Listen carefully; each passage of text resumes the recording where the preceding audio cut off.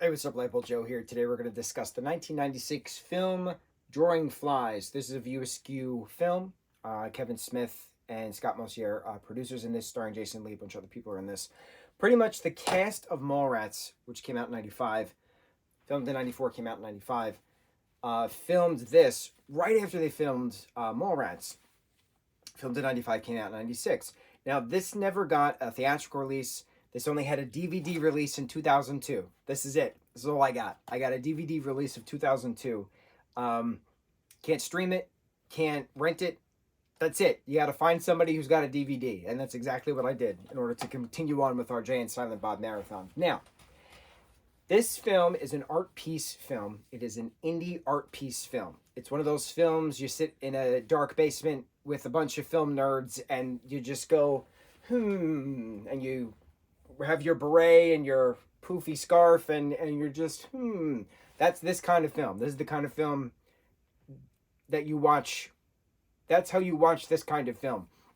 So it's very slow. It's very choppy. The volume goes up and down whenever it wants. It's weird. The cutscenes are, it's like a high school kid's production, and it's very unfortunate. Just because it could have been really good. You go from Mallrats, which is a theatrical released kind of edited film, to this, which is very art house kind of film, and there's nothing wrong with that, but you have this cinematic universe, and it's interesting. I can't say weird, it's interesting that there's different types of films within this cinematic universe. The other thing is, Silent Bob as Kevin Smith is referenced as Silent Bob as himself in the credits. Jay Muse plays his character AJ, I believe, A-Z, AJ, in this film.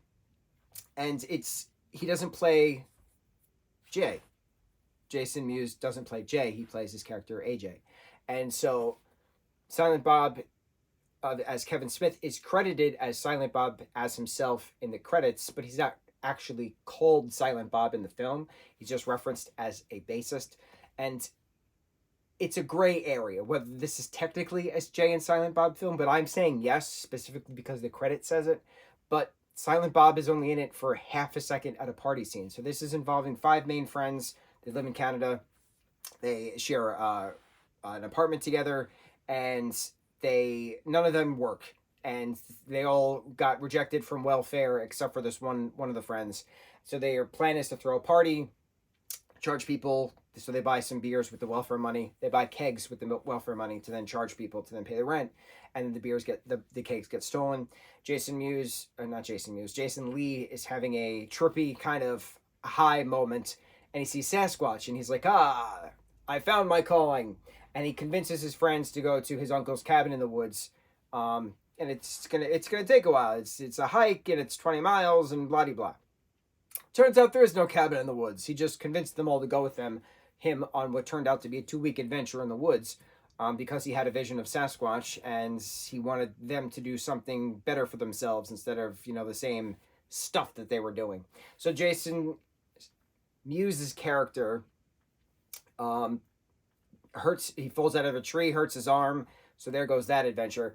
And so then it's a matter of getting him help and then realizing that they were lying to the entire time. So they leave him in the woods. The 4 of them go back to Toronto, British Columbia. I think they were in a few different places. Ontario? They were in a few different places, whether it be Ontario to Toronto to BC. Couldn't tell you. But the 4 of them are doing their thing. They have their part-time work. They're doing whatever, trying to betterment themselves. But then Jason Lee's character, is in the woods still, and he's now hanging out with the Sasquatch.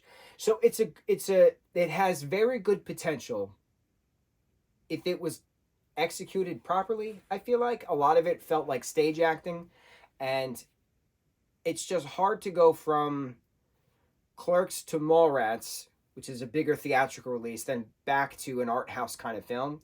And then after this, we have Chasing Amy and then Dogma, which are both big theatrical release projects.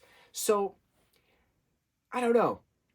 It's interesting having these different view askew films within a cinematic universe. I'm glad things reference each other. This is one of the lost cinematic films, Lost, View Askew cinematic films. Kevin Smith and Scott Mosier are doing a presentation of the film prior to the film actually. You're seeing it on disc.